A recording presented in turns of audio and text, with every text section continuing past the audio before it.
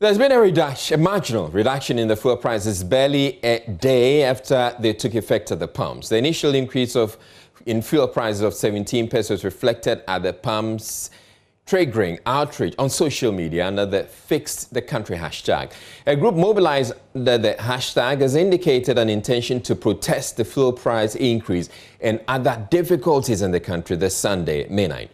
Out there at the lorry terminals, the commercial drivers are also lamenting how the fuel price increase is hurting their business. I think the price is too high. I don't know if it's because of the taxes or what. I think the government can do something about it. Honestly, something needs to be done. And once fuel price goes up, it affects everything. For me, actually we sell online, okay? And once we sell online, the fuel price goes up. It makes some of these clients have difficulty to order the stuff that they do. So imagine a client is buying something 65 cedis and have to pay a delivery of 40 cedis. How would they come back and buy again if the delivery is so exorbitant? So far the fuel prices have gone up. We know that obviously it's going to affect a lot of things. And it's obviously, if it affects a lot of things, okay, negatively, we know the hardship that it will be on the workers if workers' salaries have not been increased. Aban we oban anya sa anwum no woto ye oba se oba na ye nyina ye ho ato ye ya driver 42 efa petrol hu nsem enso oba no de bia petrol ko soro ye ntiase sa no ka oba na ko sa no ka anka ye ntoma no enti onso ho na petrol nsem in fact yes, you put two petrol gun so you won't song for so. To be frank, auntie, for any dear, a year high to the extent that we are Juma, yes, we are year Juma for swanty. Some, but yeah, because unya, Unchiru, we are Juma hand to mouth. So, Intanka, slow by an uncle, share. Boy, I also just obey baby my yes, way then. Yahu, I told you a crap because you see a gun of war. Well, I'm so much too much. Yes, we scan Nick room and say, yes, I might want to you to the abundance of Kakaka, the Jumano. Full amount of so much to my Cacrasina Bay, so when I got at your bottom, Neddy be my ceremony and bound almost no question martial school, their cost anymore. Well, the increase has since been slashed by 8 pesos on the litre, so that consumers will no longer have to pay an increase of 17 pesos, but 9 pesos on the litre, as an increase on the litre. It follows a meeting between the Energy Minister, the National Petroleum Authority, and the various players in the sector. The statement reads, at a meeting held at the Ministry of Energy earlier today between the Honorable Minister of Energy and the National Petroleum Authority, the Association of Oil Marketing Companies, Bulk Oil Storage and Transportation Company Limited BOST, the Chamber of Petroleum Consumers COPEC, the Institute of Energy Policies and Research, it has been agreed as follows. The 17 pesos per litre increase in fuel margins previously announced by the NPA has been reduced to 9 pesos per litre, effective tomorrow, Wednesday, May 5, 2021. And you can see the signatories at that meeting. We'll be getting a reaction from the consumers to the marginal reduction in a bit, and we have also taken note of your comments on social media, and we'll be reading a few shortly. But let's get to understand why the initial increase has been slashed. Rodney Increment is Head of Communications at the Ministry of Energy. Thank you very much for your time, Mr. Increment.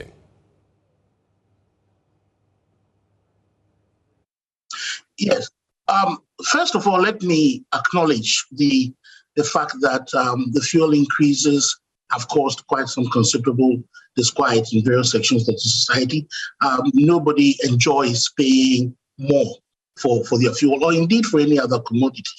The 17 pesos margin was put out by NPA separately from the other levies and taxes that went through the budget and went to Parliament. That is ring-fenced. That's something that Parliament has approved of already. Now, this discussion that Minister had today followed consent, obviously to ensure that you're sensitive to what people are saying, that you're listening to what is being put out there. And the minister felt it was important to have a second look at it all. I mean, of course, hindsight is a wonderful thing, and perhaps one could say that, oh, well, you could have done this much earlier and prevented all that. But, I'm sure that even at 9%, because the NPA margin is not the only thing on, the increase. There were other factors as well. So even though the NPA margin has been cut down, it's still, I'm sure, would have caused some considerable despite, because the net effect of that would be that there would have been some increase. And so that discussion was had today. The various players came around the table. Discussions were had on the margins, and space was found to be able to accommodate some reductions so as to bring some relief. And it came down by close to 50% from 17 pesos on the liter to 9 pesos per liter. So that's where we are today, and that is expected from tomorrow, as the statement said. All right, so you essentially took the wind out of my sail and answered the question before I actually asked the question. But clearly, this is coming at a time that there are many people in the country who are saying that the economy, they're going through really tough times. And so as far as they're concerned, this price increase shouldn't have come on at all, and that government should probably consider scrapping it entirely. Is that, what's your reaction to that? I think we need to acknowledge that the situation is not just a Ghanaian situation, it's a global situation. We are not even out of the woods from COVID yet, and we all know what COVID has done to ravage economies across the globe. Countries in the EU are in recession. Government has had to foot a huge bill and keep a lot of public services going throughout the pandemic. I mean, I used to work at the Ministry of Education at the time, and all public sector employees, all public sector teachers and employees were kept on payroll even whilst the pandemic raged. I mean, road taxes came down because people kept staying at home. So government was losing revenue and still disbursing money to keep the system going. And we are where we are as government doesn't have a bottomless pit, and we have to find ways of raising revenue. And so it is difficult. I acknowledge that. We're all living through it. We all go to the same markets. We all buy the same fuel from the same pumps. We all spend in the same system. And so, I mean, it's the least that one can do at the very least is to sympathize and accept that we are going through a bad patch, but these measures are necessary in order to keep the economy going. Somehow we have to raise the funds from somewhere. All right, you talk about the economy reeling from the effect of COVID and all of that, and the country is going through a bad patch. But it isn't the country alone that's going through the bad patch. The citizens are also going through a really bad patch. So between the government or the states and the people, who should bear the brunt? It appears, well, the government can bear, or rather than put the burden on the citizens, we are better off not burdening them any further. I agree that the citizens, and I think I've made that point quite emphatically, that we're all reeling from, we're going through this patch. But the bottom line remains that, as I said earlier, government over the past year has kept certain expenditure going, even in the face of a downturn in revenue. And so it is not right to say government hasn't shouldered any burdens at all. I mean, the public sector, all public sector employees have been kept on the pay, on the wage bill, and the money has to come from somewhere. A lot of things have gone through with our exports, a whole lot of things, and so I don't know whether to call it cost sharing, but you have to strike a balance somewhere with government having to take a hit, and the citizens, we trying to a little adjustment. Uncomfortable as it is. I remember the Siboje's days of tightening the belt. I mean, it can be quite suffocating to tighten the belt, but we are all in this together. And I think the important thing is the prudent use of taxpayers' money to ensure that we're all getting better value for our food. Now, does this have to do with the protest on social media and the planned May 9 protest by the Fix the Country group? Let's first of all take and I've noticed my brother Oliver here. We've had a few exchanges on social media. I owe him 10 pesewas, which I'll be sending to him very soon. And he understands what the 10 pesewas is about. But, I mean, the demonstration that is being planned covers a number of areas. Are we saying that on every single issue, government is going to rush into taking this decision or that decision to stave it off? The right to protest is in a free society, is an expression of our democratic credentials. Whether or not you believe there's culture of silence, that's another conversation.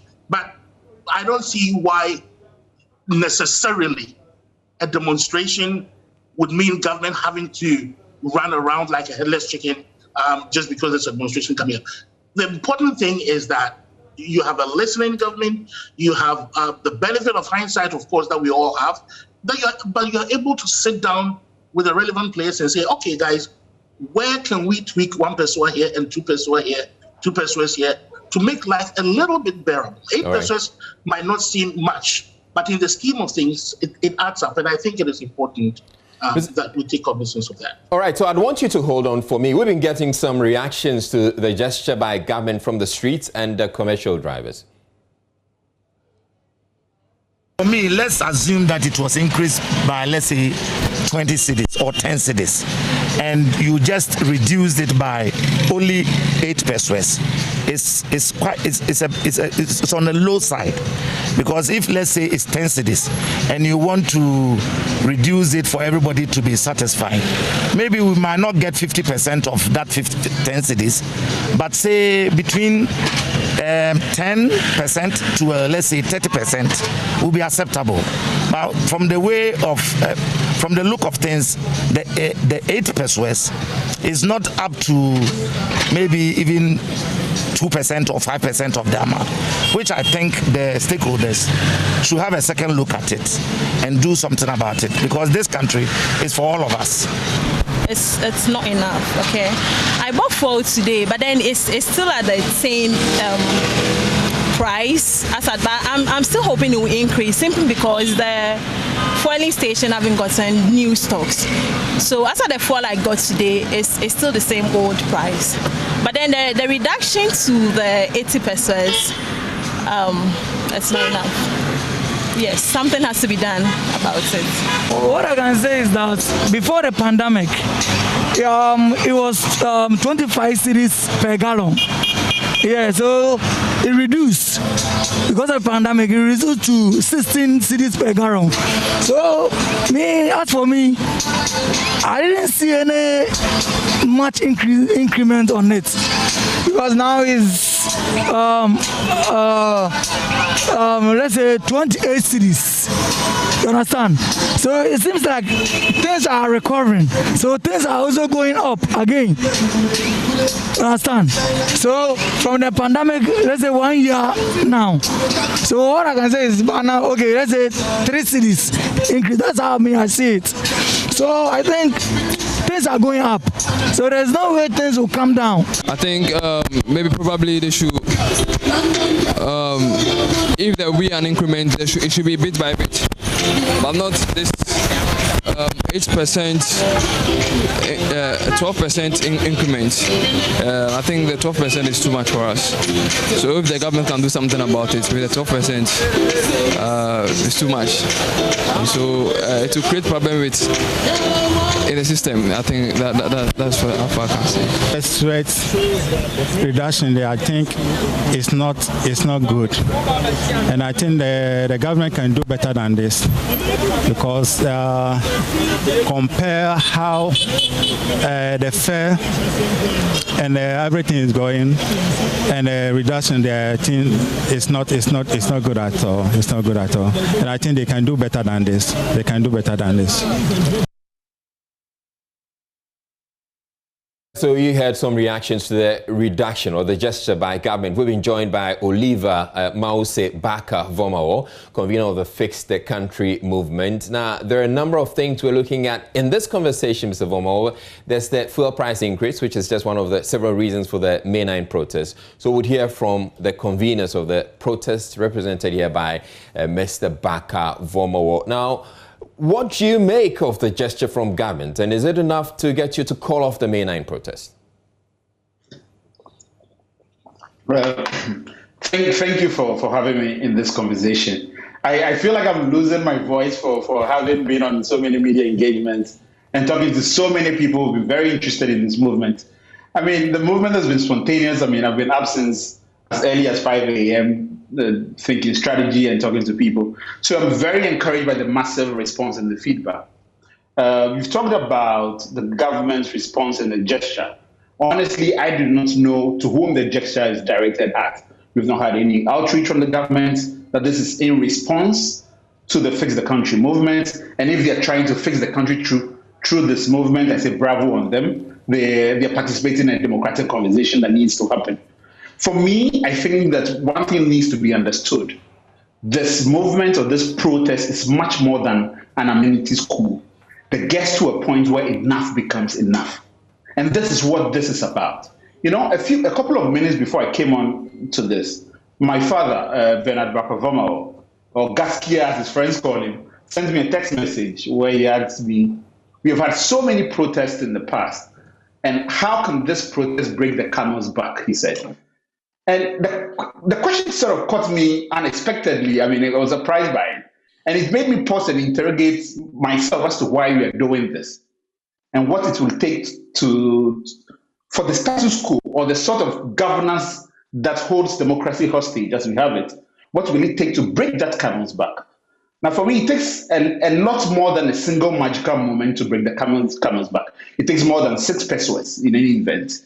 For me, I think that our charge as citizens, if we choose to accept it, is to keep adding the load. And I assure you, in my lifetime and in many lifetimes even before me, I have never seen an unjust system endure. So any system that is structurally unsound, that entrenches economic inequality and poverty, and denies people their rightful place, I would say, as stakeholders in how we improve our public values, cannot endure. So, as I understand it, the moral arc of the university bends towards justice. And we as Ghanaians must ask ourselves, is our system just? Does it give everyone their just due? Does it reward honesty and truth? And for how long will the corrupt continue to win at the expense of the decent citizen? These are the questions at the heart of this process. And for me, it's a step towards how we take our power back and our voice back as citizens. All right. You know? So clearly, this is not just about fuel price increases. It's about a whole lot more. How far do you intend to take this? And is it just the May 9 protest and that's it? Or what else do you intend to do after May 9? The conversations that we are having started off online. They started spontaneously without anybody provoking it. You know, it almost reminds me of the Arab Spring in a sense, if we were allowed to be on the streets as they were. Because it caught fire within the space and we have over 500,000 people who are tweeting and sharing this all over Facebook. So that spontaneity that it has engulfed us shows us that there's so many people willing to have this conversation and continue to engage the process. Like I said, we have acknowledged in our democracy that the process of governing and being governed is a continuing conversation with and between the citizens and their elected officials. So that process must go on. And May 9th is about gaining street level legitimacy for an online movement. And I think that conversation will continue to happen. Hold on for me. I also have Rodney Nkrumah, who has been speaking to the issue of the reduction and the initial increase in fuel prices. Now, Mr. Nkrumah, so you've heard Baka Vomo. Well, as far as the gesture is concerned, he says that it doesn't really count for much. Now, do you intend to do anything else, or do you think that government could do anything else, at least from the energy ministry perspective, to help the situation? Strikes very important issues that go beyond fuel prices or amenities and talks about the very governance structure and the fairness and the just society that it seeks to, that we are trying to build. And I've read a lot of his writing on Facebook. We've engaged on several occasions. And by and large, I share the wider sentiment with him that this country needs to get better. We need to create a better society, a more equal society. I mean, with him on all fours. I mean, I don't think anybody, and if you listen to the people in your clip earlier, nobody's suggesting by any stretch of the imagination that the the reduction in the margin is the all-be-all. Of course not. I mean, 8 pesewas in the liter, if you look at it globally, probably isn't much. And people have expressed that sentiment, and I understand that position. It doesn't mean that it is not a start. It doesn't mean that we cannot have a conversation. It doesn't mean that we cannot look at things. Of course, I'm not in a position to make any promises. I don't have that sort of authority. But the important thing is for government to listen. The important thing is for government to engage. The important thing is for government to find common ground. And I believe that is what we are doing. And I think that it is an important conversation that needs to go. And behind the scenes, my brother and I will continue to engage and we'll talk about our 10 business. All right. But that's another story. All right. Thank you very much, Rodney Nkrumah-Boateng, who is the head of communications at the Energy Ministry. But I still have on the line Mr. Baka Vomowo. Now, tell us more about the protest. I know you have written to the police. Have you gotten a response from them yet? Yes, we have gotten a response. And I think my colleague, Ifyatenge, is here to speak a bit to that. All right. As far as we understand the nature, if you do want me to proceed before she intervenes, I'm happy to. But I kind of don't want to take out the words from my sales since she's speaking the official police response. I can respond after she's done. All right. So let's get to Ifyatenge, who is on the line. DSP Ifyatenge is on Zoom. She's a public relations officer at the Greater Accra Region Police, rather. Thank you very much, DSP Tenge, for making time to speak with us. So you've received the communication or the notice from the Fix the Country group or the movement. What's the police official reaction to that or response to that?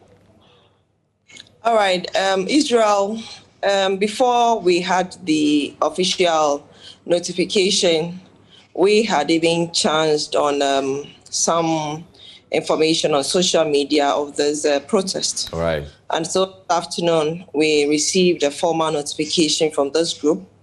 And so once the convener happened to be around, the regional commander took advantage of that and met him together with our officer in charge of legal. And our response was very simple. And that had to do with the imposition of restrictions on large public gatherings. And so we advised them that they can hold their demonstration. The police is not against that.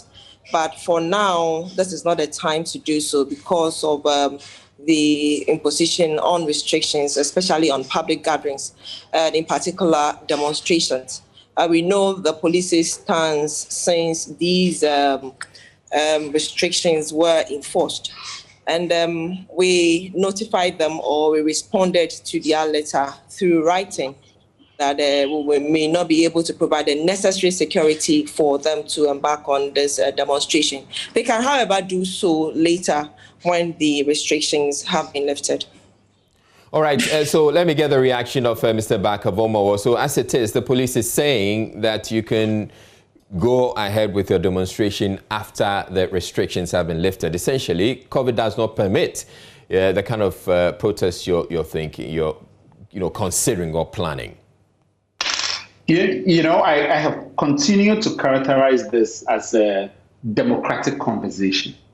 And the essence of the conversation for me is whether or not as a society we believe that constitutional rights cannot at all be exercised within a public health emergency. This is the substance of what we are saying. We have seen examples where the government has proceeded and held public gatherings and public events, one of them being the right to vote. Now, if we have exercised the right to elect them as officials, we should be able to exercise the right to demand them that they account. We think that the government has shown us that it is possible for public gatherings to be held, especially outdoors, without significant spread of infections. And I've said consistently, we've had chief spokespersons for the government make that point consistently. Now, I don't want to get into that because we have public health officials on ICS, and I also believe that the government is doing that as well. And I think that the middle ground somewhere is understanding that this is it's a science adjacent response that we need to have. Because we both, and the police are also invested in the process that citizens get to enjoy their rights within a democracy. And if that we need to bring experts into play to ask them and also to design a way in which constitutional rights can be exercised in respect of public health measures. That is what we're doing. Now, I want to say, and I want to be clear on one point. In our letter to the police, we laid out in clear detail public health measures that we are going to do and how we are going to, even including how people come to the grounds where we are assembling. All right. And the police response to us, and again, I do not want to suggest that DSP is not representing accurately the content of the letter they've given to us. They said to us that they cannot grant our request to hold a parade. And for us, as far as we understand, we notified the police. We did not request. We did not submit a request to them, and as the law requires us to do. Again, within the framework of the Public Order Act, we will continue to engage the police within the bounds of that act. And as that process unfolds, we hope that whatever response it is upholds our constitution. What middle ground are you looking at? Well, the middle ground, as we understand it, is the police recognizing that they acted outside of their limited powers under the law. And that is an important concession to make for constitutionalism to thrive. All right. Let's get a reaction from DSP Tenge. So it appears the group wants to go ahead with this demonstration, despite you're suggesting that there's COVID. Well, there's COVID and the restrictions that come with COVID, but they're saying that they still want to go ahead to do that, and they believe they should be able to do that. All right, let me make this clarity or correction here. The police does not grant permit for demonstrators to go on a demonstration. Per the Public Act, it requires of any group of persons who want to embark on a demonstration to notify us. And the same Public Order Act states out the modalities within which both groups can negotiate on their request. And so we have written to them in writing. If they do not agree with us, they go ahead by telling us what their response is. All right. And based on that, the police will take the next line of action or a decision. And we also want to say that in the same Public Order Act, it says that if the police has reasonable grounds to believe that if such a public order event is organized, it has the tendency to endanger public life, public health, the running of essential services, the police can advise them to either postpone or change or amend. It creates a number of conditions within which the police can fall to advise the demonstrating organizers. And if they fail to heed to the advice of the police, then it also tells the police what to do. All right. That is when we seek legal prohibition. All right. And if the court thinks that, yes, the reasons that the police are given are enough to go by, then the police goes in a way or otherwise. In other words, you're saying that you're prepared to go to court to stop this? I think this is not the first time. Since the imposition of restrictions, the police have gone to court on a number of demonstrations in the past. And our stance has been very strong on that. And so for us, we would do our advice. We want to state it emphatically that we are not against the demonstration. It is their civil right to do so. It is their right. All right. But in much as we need to also ensure that people's lives in this sense are also protected by way of public health, we will also do what is needful by advising them. If not, we will go to the court, in whose prediction, if the court believes that, yes, they reason with the police and so they would permit all the reliefs we are asking for, fair enough. All right. But if the court thinks other and would want to rule also in their favor, fair enough. All right. But for now, this is the advice the police has given to the group. We are not against their demonstration. They can go ahead with their demonstration, but the timing is wrong. All right. And we are requesting that they can hold for now and come back on a later date for us to prepare on how to embark on this demonstration. All right, thank you very much. DSP Efiating is the Public Relations Officer of the Accra Region Police. And I've also been speaking with Mr. Baka Vomawo of the Fix the Country Movement. Also, Honorable Rodney Nkrumah-Boateng also joined us from the Ministry of Energy. Thank you very much to you all for making time to speak with us.